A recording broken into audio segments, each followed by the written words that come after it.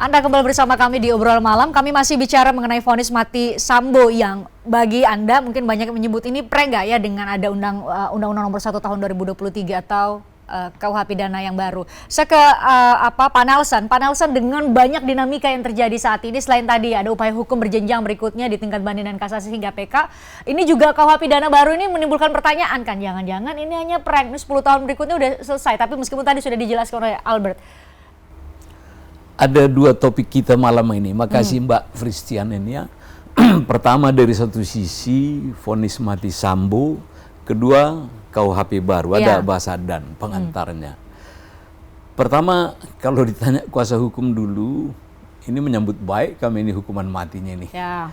Ada lagi hari ini yang kawan 20 tahun, 15 tahun dan 13 tahun. Iya, wah. Praise the Lord, hukum itu sudah terciptalah paling tidak sedikit buat keluarga besar Yosua yang jauh di Sungai Bahar sana ya. 8 bulan, 2 tahun hampir ini, tahun 2022-2023 ya, baru ini hasilnya, padahal ini kan sederhana. Nah sekarang baru kita kaitkan kalau untuk KUHP baru. Saya pun jadi belajar lagi nanti dari nol. Apakah hukum itu berlaku surut atau high speed? Di mana? Iya kan tidak ada boleh berlaku surut hukum itu. Kalau ada KUHP baru, di mana nanti transisi kita pakai? Nah ini mesti ada 3 tahun lagi tenggat waktu. Kita tunggulah 3 tahun ini. Apakah dengan sudah dinomorin, ini belum serta-merta. Ini akan berjalan, bergulir, ada. Kalau bahasa saya mainan di eksekutif. Ini akan ditindaklanjuti melalui peraturan pemerintah. Akan ditindaklanjuti peraturan di bawahnya. Ya. Bisa Permen Hukham, apa itu kawan itu ya. Di mana celahnya?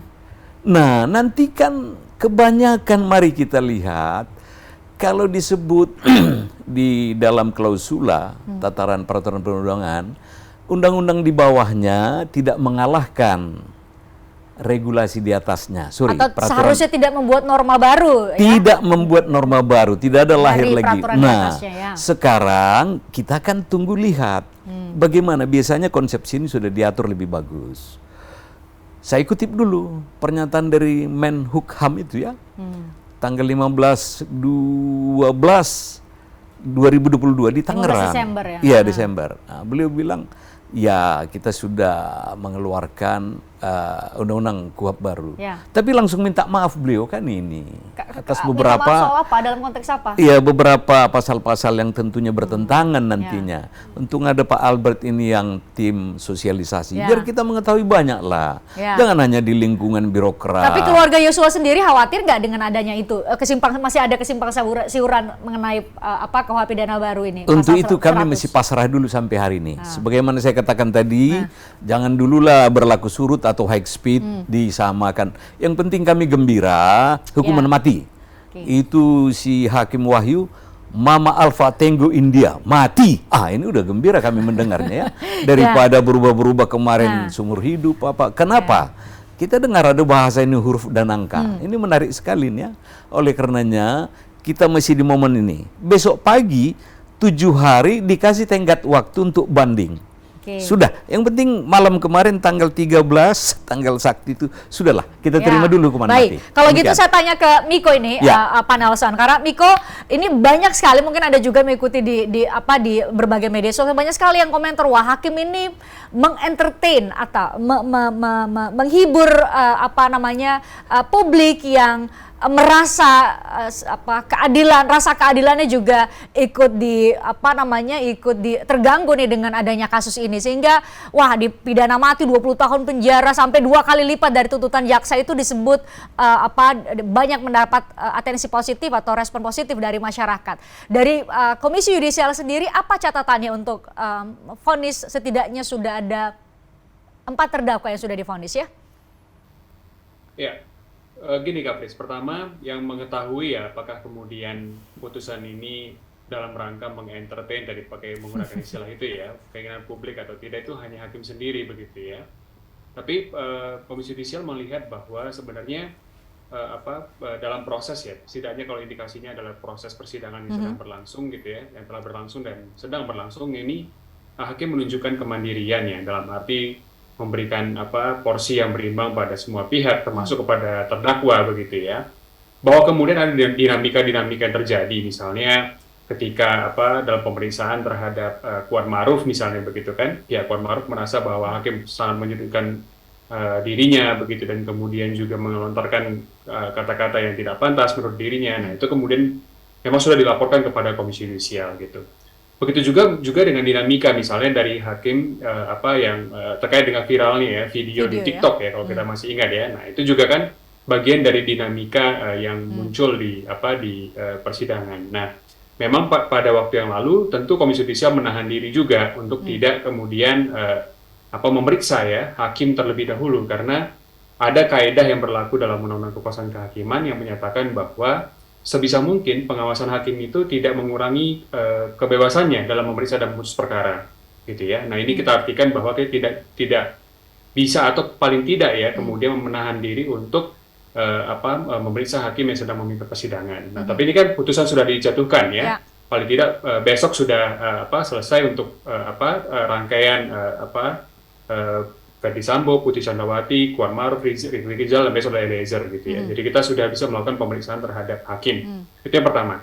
Nah, yang kedua, saya kira yang paling penting juga selain ya soal vonis mati Sambo, kemudian celah KUHP baru ya. Kalau saya bisa komen sedikit celah KUHP baru, sebenarnya kan tidak hanya ketentuan pasal 100 itu yang kemudian bisa kita perdebatkan ya. Karena kan ketentuan yang sebenarnya tadi soal instrumen yang sama ya. Kita bisa melihat misalnya ada instrumen gerasi misalnya. Itu kan juga hampir-hampir mirip sebenarnya kan, pengampunan juga. Tapi pengampunannya diberikan oleh presiden dengan prosedur-prosedur yang juga cukup mirip ya, selain batas waktu misalnya. Jadi kalau saya kira kalau perubahan ya putusan dari pidana mati menjadi seumur hidup dan seterusnya itu kita bisa perdebatkan tidak hanya dalam konteks KUHP baru, tapi juga instrumen-instrumen lain gitu kan. Begitu juga dengan upaya-upaya hukum gitu. Nah, saya ingin tinggalkan sejenak perdebatan itu karena ada soal lain yang juga cukup penting, yaitu soal keamanan hakim. Gitu. Kalau tadi kita balik soal entertain publik dan sebagainya, ini siapa yang memikirkan hakim yang kemudian sudah memberikan putusan ini? Gitu. Kalau dulu sebelum putusan kita kan teriak-teriak nih bagaimana keamanan hakim, bagaimana keselamatan hakim. Nah, ini hakimnya sudah memutuskan, siapa yang kemudian bertanya pada soal pengamanannya pasca putusan gitu, termasuk pengamanan keluarganya. Nah, ini saya kira juga penting untuk kita pikirkan bersama-sama ya, karena sampai saat ini kita memantau memang belum ada eskalasi yang muncul ya dari putusan ini gitu. Riak-riak di media sosial tentu ada yang kelompok yang pro, ada kelompok yang kontra, begitu itu muncul di dinamika publik kita. Tapi bahwa kemudian ada eskalasi itu belum terlihat. Nah, kita juga memantau secara dekat, dalam arti ini Komisi Yudisial memantau secara dekat ya, apakah kemudian ada eskalasi yang muncul dalam waktu dekat ini, sehingga kita bisa merumuskan juga bagaimana langkah-langkah untuk pengamanan hakim gitu. Baik. Nah, pengamanan hakim ini juga menjadi dilema karena kalau kita merekomendasikan pengamanan, maka pengamanannya kan diberikan oleh aparatur penegak hukum, dalam hal ini kepolisian. Ini kita juga kemarin tarik ulur juga, karena kalau kita berikan rekomendasikan pengamanan dalam bentuk kepolisian misalnya, bisa jadi kan kepolisian ini netral saja. Tapi bagi hakim kan bertanya-tanya, ini kelompoknya siapa? Ini bukannya ini bukannya ini. Juga harus hati-hati ya. Nah, ini saya kira juga penting untuk kita melihat ada dinamika yang kemudian mungkin saja muncul ya, atau berpotensi muncul, yaitu soal keselamatan dan keamanan hakim gitu. Oke, baik. Saya kembali lagi ke poin mengenai celah KUHP baru, Bang Ijul. Bang Ijul, tadi kita sampai pada harapan Anda ini bisa dilakukan oleh banyak lembaga assessment untuk menentukan selama masa tunggu 10 tahun itu, yang pada faktanya saat ini tanpa klausul nomor pasal 100 KUH pidana baru pun masa tunggu untuk para terpidana mati itu lama sekali. Tapi menurut Anda, poin yang patut untuk kita kritisi dan perlu diketahui oleh publik itu di titik mana? Ada potensi hal-hal yang justru menjadi menjadi celah korupsi, celah penyalahgunaan wewenang atau apapun itu? Ya, kita nggak bisa pungkiri ya, Fris, bahwa penerapan hukuman mati di Indonesia itu bersifat politis dan koruptif. Dalam arti? Dalam hal misalnya kalau saya pernah menulis buku tahun 2015 merunut seluruh putusan pidana mati yang itu mengikuti pidato politik dari presiden. Jadi banyak soal narkotika dan kemudian soal zaman Soeharto, kemudian soal nyaris juga sama dengan narkotika. Kalau di zaman Soekarno dia soal makar dan segala macamnya, itu belum termasuk eksekusinya yang juga politis juga, gitu. Konkretnya seperti apa? Jadi konkretnya seperti ini, misalnya dia nanti akan dihegemonikan, disebarluaskan kepada publik jika terjadi gonjang-ganjing terhadap situasi politik si presiden. Jokowi sudah melakukan itu ketika dia digoyang di periode pertama, dikatakan koalisi tidak solid, lalu dia tiba-tiba muncul dengan berita eksekusi terpidana mati dan mengatakan kami tegas, kami stabil, kami solid dan segala macam. Ini Poinnya adalah ini lebih banyak politisnya. Tadi ada di dalam layar kasus Freddy Budiman. Iya. Politisnya juga adalah bagaimana mengedepankan hukuman mati, mengunci satu orang, tapi sebetulnya cerita di belakangnya ini yang tidak terbuka. Narasi yang sering disampaikan oleh Dalam jaksa kasus- sebagai eksekutor kan adalah misalnya kalau Freddy Budiman itu saya ingat betul karena masih juga ikut mengawal kasus itu sebagai wartawan di kejaksaan, katanya begini, ini untuk bisa dibutuhkan keterangan lebih lanjut dari Freddy Budiman untuk membuka jaringannya. Betul Salah sekali. satunya itu alasan. Betul sekali. Nah, kalau kita lihat kontekstualitas dari kasus Ferdy Sambo juga sama. Begitu banyak isu besar di belakangnya saat kasus Merah Putih, judi online, uang ratusan miliar cash dan segala macamnya yang Ini potensial menjadi alasan untuk menunda-nunda kalau memang ingkrah nanti eksekusi. Nah, ini yang dikhawatirkan. Tadi ada bergen, kan saya katakan KUHP mengatur pidana matinya tapi tidak mengatur eksekusinya. Nah, ini kan ruang-ruang politis.